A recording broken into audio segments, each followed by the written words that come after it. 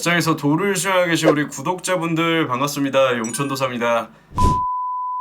최근 부채 한도 협상이 뚜렷한 결과를 나타내지 못하면서 다가오는 디폴트 우려감에 다시 한번 미국 단기 국채금리가 사상 최고 수준인 6%에 근접하는 모습을 현재 확인할 수가 있는데요. 심지어 마이크로소프트, 존슨앤드존슨 회사채보다 단기 국채금리가 높은 수치를 보여주고 있습니다. 그동안 가장 신뢰할 수 있었던 안전자산으로 분류가 된 미국채가 6% 가까이 상승하면서 투자자들도 미국 정부가 디폴트에 대한 대처를 제대로 수행할 수 있는지 의심하기 시작을 했다는 거죠. 그리고 이미 장단기 금리가 역전이 되어 있는 상황에서 이 단기 국채 금리가 추가적으로 상승하게 되는 경우에는 현재 장기 국채와의 격차를 더 멀어지게 만들 수 있고, 이는 경기 침체의 직접적인 원인이 될 수가 있습니다. 과거에 가장 가까웠던 2019년에도 장단기 국채 금리가 역전이 되면서 이때는 2달밖에 안 됐지만 실질적인 경기 침체의 여파는 지금까지 우리가 겪고 있죠. 2006년에는 18개월 동안 지속이 됐고요. 2000년에는 8개월 동안 지속이 됐는데, 이런 현상이 지금도 다시 한번